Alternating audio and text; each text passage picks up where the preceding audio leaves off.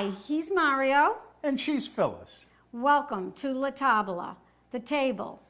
Our kitchen table, where good friends and family gather to share all that life has to offer, especially good food, simply prepared that everyone can enjoy.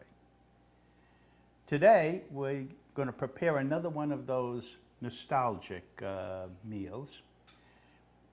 Let's call it Nona's Sunday Supper. I love Sundays. Sundays were a great day when I was a kid growing up. We always had company on Sunday, and Nona and Ma prepared incredible meals. There were always aunts there and uncles and wine and cousins my age. I was the youngest in my family, so I really loved it when cousins came over to visit. And Sundays was a day for visiting and eating. Sunday morning breakfast was always light, probably toast, coffee, cereal, something like that. And then we went to church. And then Usually went to church. The whole family walked. We grew up in the city and didn't have a car, so walking to church was typical for us. And when we got back home, the cooks in the family gathered in the kitchen and they started a Sunday dinner that was unbelievable.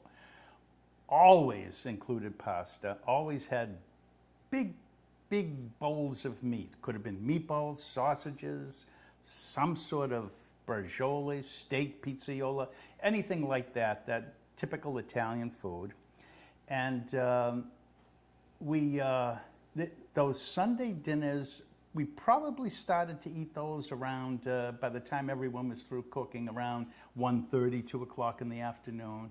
Everyone sat around the big kitchen table. LaTabella had some special moments, lots of good conversation, and those were good times. by the end of the day, we were full and tired, and we pretty much needed to take a nap. I don't know if the kids ever did, but the grown-ups certainly did. And when they woke up, it was time to cook another meal, but we weren't really hungry enough for a full meal. So that's when Nona would always come up with what we call a light Sunday supper. Nona would go to the refrigerator, pull out little bowls of small quantities of things that had been left over, had cooked and were left over from the weekend, and she would find some way to turn those into a really delicious, light, delicious Sunday supper that fed everybody. And so today we're going to prepare 4 of those dishes. We're going to do a couple of frittate, a couple of Italian-style omelets. And again, in the tradition of Nona's Sunday night supper, made mostly with things that were sitting in the fridge over the weekend, and there's just a little bit left, not enough to feed the whole family, but if you turn it into an omelet, then it fed everybody. So that's what we'd like to make for you today. Okay. So for the fish cake, the non-tortoise fish cake, we typically we can't finish a meal in a restaurant anymore. I know it doesn't look, it looks like I could probably hold my own. I don't know if everybody's going to believe that one. That's okay. But typically we get half of our meal to take home. So this is half of our last meal out. Haddock that's been fried, some veggies that came with it, a couple of halves of baked potato with sour cream. We don't mess around. All of this goes into the fish cake. I don't care what. This creates magic. Oh, you think? I think so. I feel like Disney. Ladies and gentlemen, this is going to be fun. You're going to love this. Simple. Easy. Nothing complicated. A couple of pieces of haddock that were fried, a couple of potatoes, and a few veggies. I don't care what starch was on the plate. It could be rice, potatoes, they could be mashed, it could be pasta. Whatever's left on my dinner plate, Any veggie they give me goes into this, and I add very little more. I might add a little chopped onions or something like that. But this has some onions in it, so. Could use a little more. I'll get you some more. Oh, thank you, my dear. Cara mia Felicia. I got to get back on her good side. Yes, you do. All right. So, some people might look at this and say, ooh, yuck, sour cream on the potatoes, and you're just going to mix it in? Absolutely. And you will see by the time I'm through, I like texture in my food. I like color, don't you, also? Color is, seeing, smelling, tasting, all of that adds to the enjoyment. So some people might take this and put it into a, oh man, look, there's some zucchini there. This is awesome. Some people might take this and put this into a food processor and kind of buzz it all up and...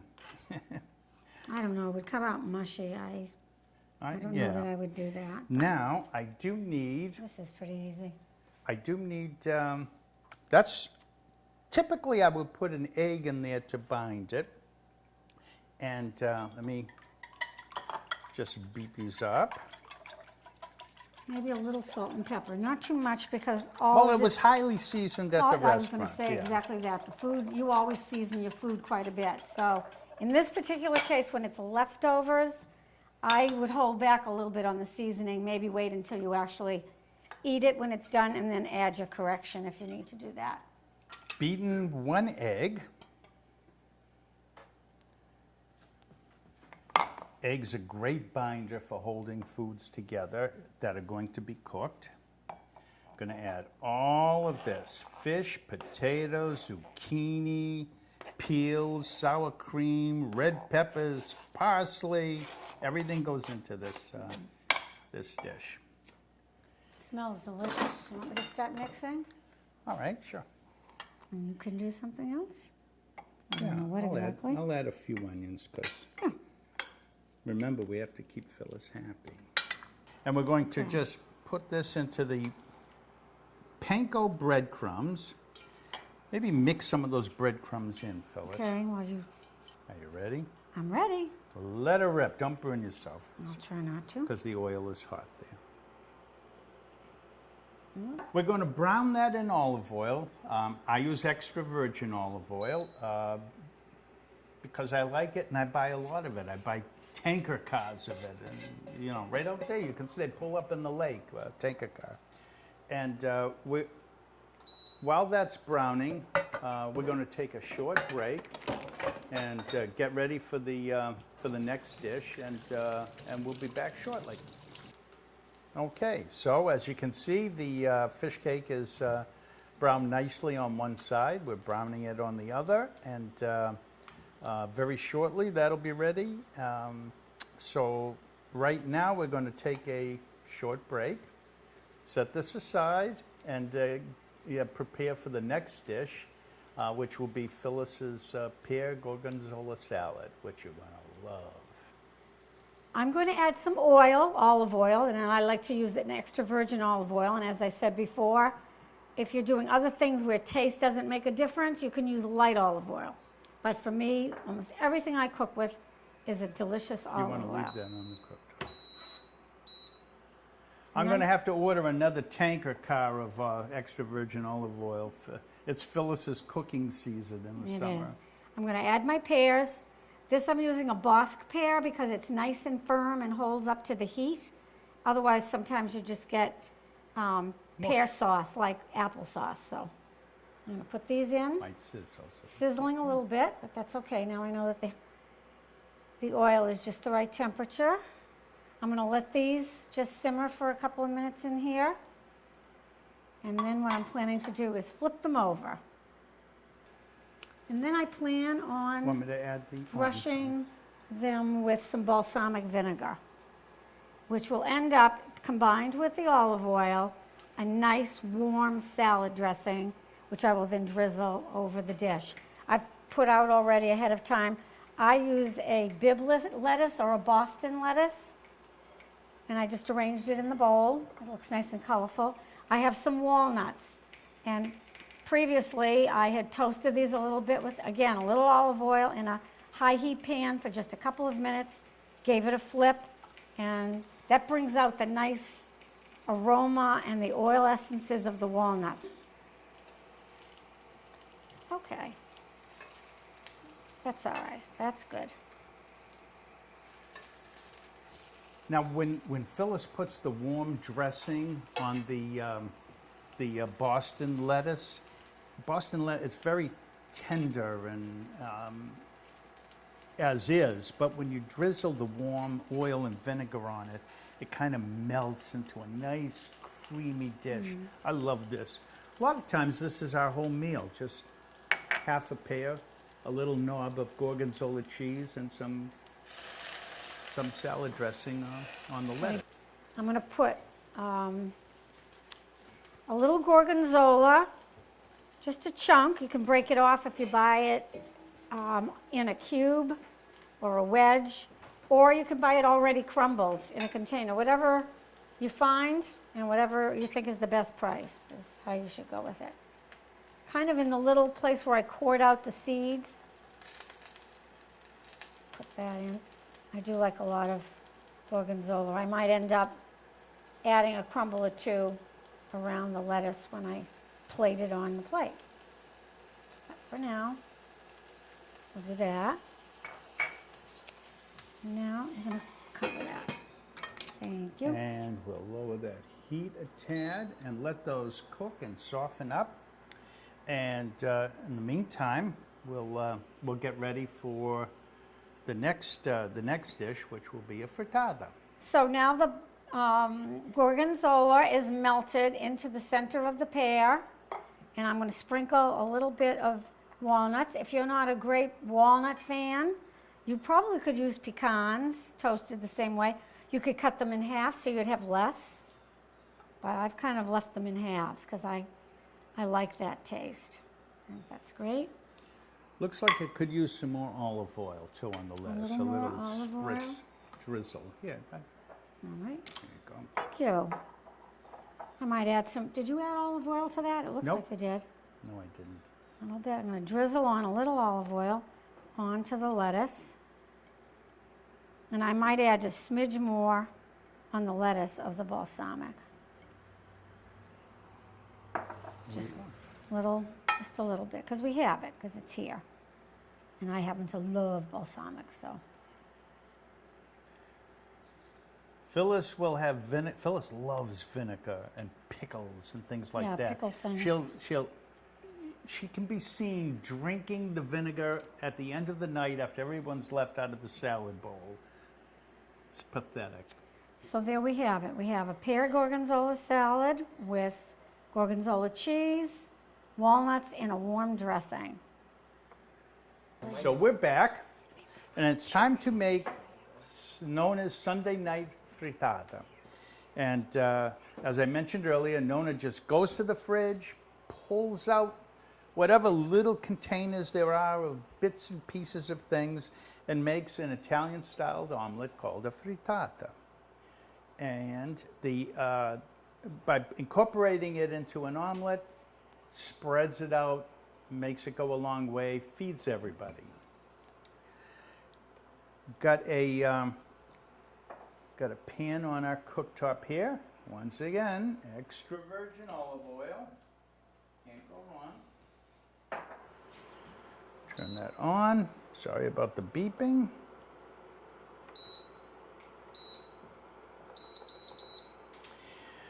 All right, spaghetti.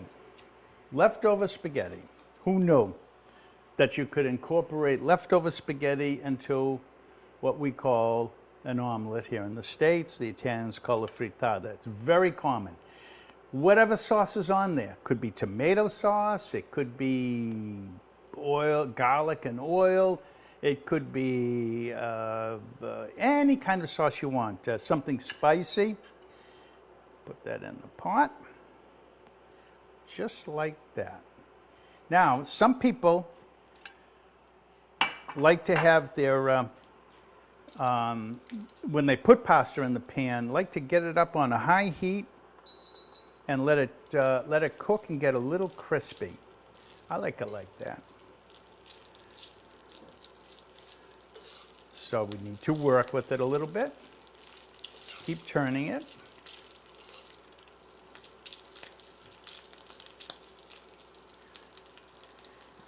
We had a sausage left over, an Italian hot pork sausage. Something in this pot is talking to me. Hello. We had a little bit of leftover veggies. There's some peppers and eggplant and zucchini and onion in here. Let's throw it in. Can't lose. All goes together nicely.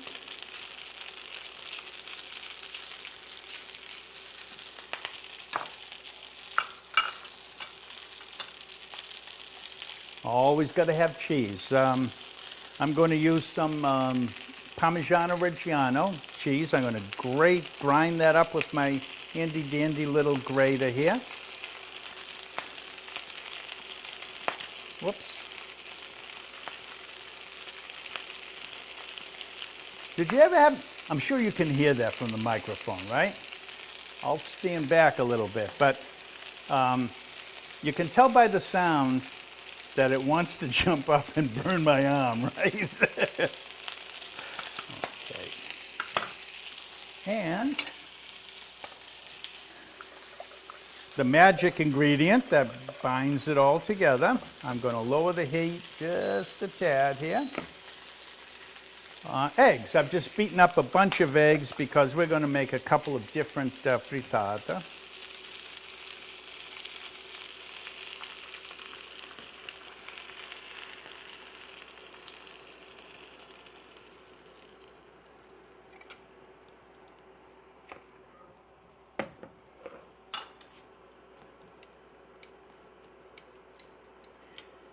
Now, the Italians cook their frittata a little bit differently than the French or the English or Americans cook their omelet. They cook the bottom on a cooktop like this, and when it's done, they then take the pan off the cooktop and they put it under the broiler to finish cooking the top and to brown the top. So that's what we're going to do. That's not quite ready to take out yet, but it will be shortly. How much cheese? That seems like a small quantity of cheese. I say let's put a little bit more on because I like a lot of cheese on my food. Again, today I'm using Parmigiano Reggiano. You could use Pecorino Romano. You could use Fontina. You could use any cheese. You could use American cheese. You could use Cheese Whiz. No, you can't. If you do, I'm going to get you. I'm going to find you. All right. I think it's done. Okay, I'm going to put this in the oven and cook the top. Brown it up nicely. The cheese will turn crispy and brown. It's going to look delicious, and better yet, it's going to taste delicious. So I'm going to, we're going to break away for a moment while I put this in the oven, and we'll be back shortly with the next frittata. All right, and the last dish we're going to prepare tonight is our second frittata. This is again leftovers from the fridge, and no sense to copy down the ingredients because my leftovers are going to be different from yours. So this is the kind of thing you could put anything you want in it. So we're going to add extra virgin olive oil. Now I'm going to see my doctor tomorrow morning, and he's going to look at all the calories I've consumed. He's going to be upset with me. All right, I'm going to slice leftover potatoes. These happen to be new red potatoes, but that's not important. Any kind of potato you got, whatever you like to eat. I put these on the bottom. Let those get brown. Is this on? No. Then I'm going to add, again, some leftover asparagus. You know what? Asparagus reminds me of a story. I always have a story, right? It's a pain.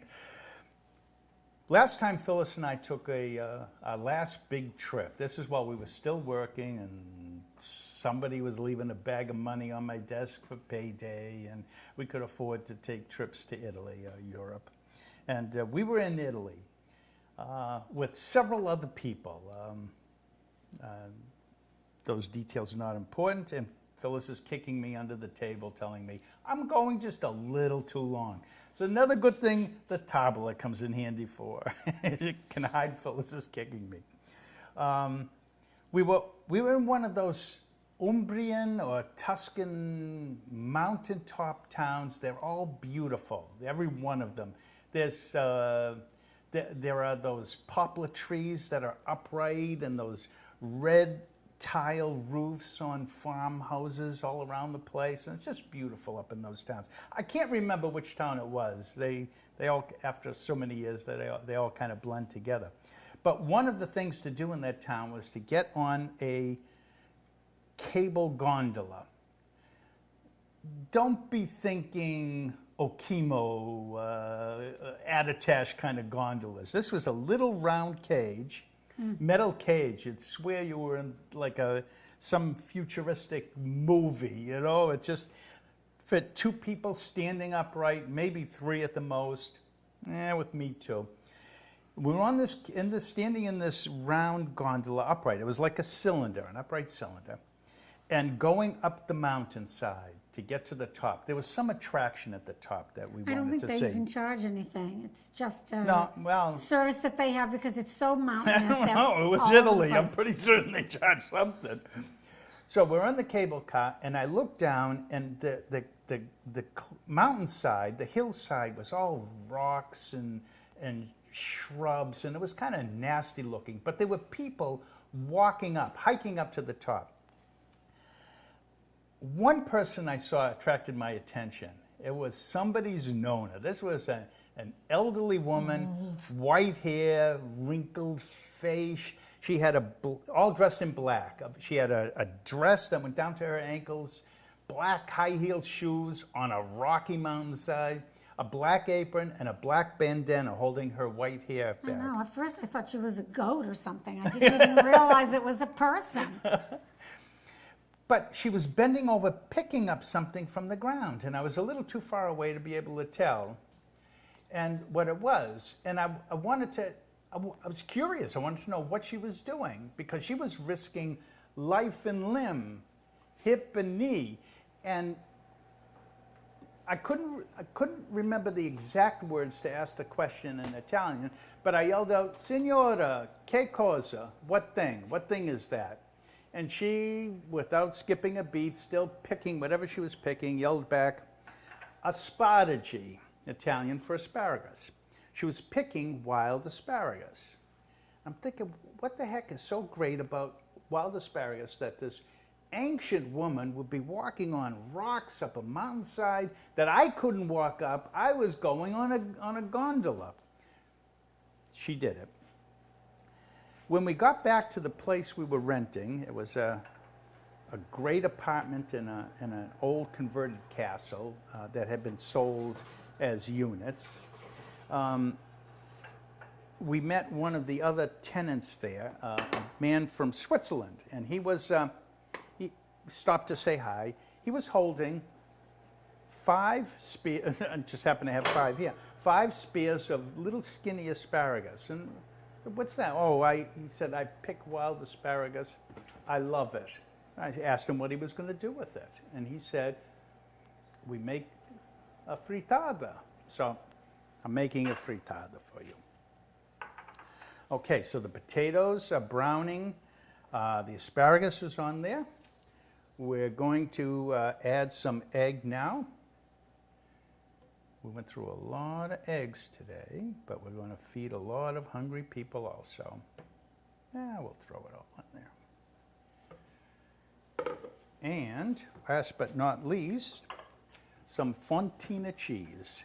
Fontina is a nice, soft, melting cheese. I love it in in frittata, or omelets if you prefer.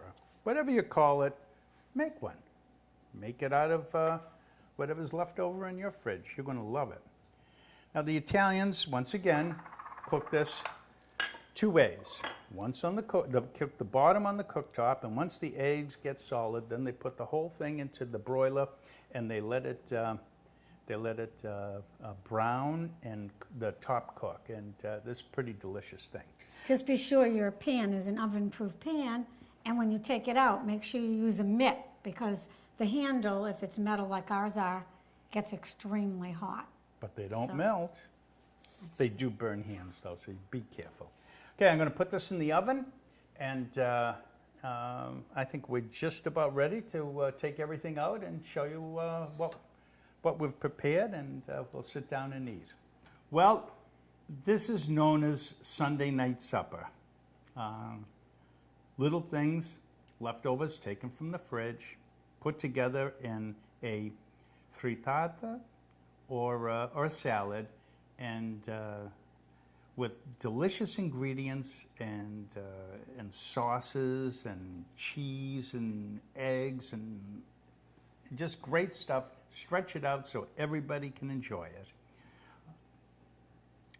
This is the frittata with the pasta, some vegetables and cheese. Hot sausages in there. Yeah, hot sausages in there also. The second frittata has potato, asparagus, and fontina cheese melted beautifully. I think that's a beautiful looking dish.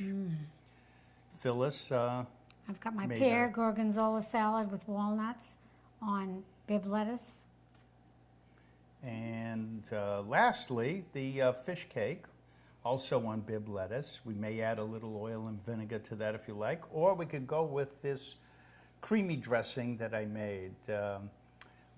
It's one of those ingredients that I love to use now for a sauce. It's a Latin product, and you need to find some store that caters to the Latin community. And this is called crema. It comes from different countries. It could be Mexico, San Salvador, Guatemala, Central American, different names. They all look a little bit different. They have a different color cap to distinguish them. But honestly, when I take them out, they all taste the same to me, and it's delicious. It's sort of a Latin creme fraiche, or I'm not quite certain how to explain it, but it's got a wonderful flavor, makes a great sauce, and it goes, I just simply put in a little relish. But you could use sour cream maybe and a little cream, light cream, heavy cream, and mix that up and put the other ingredients in. It would be acceptable, but the creamer, I think, is probably the best. So don't be afraid to try them.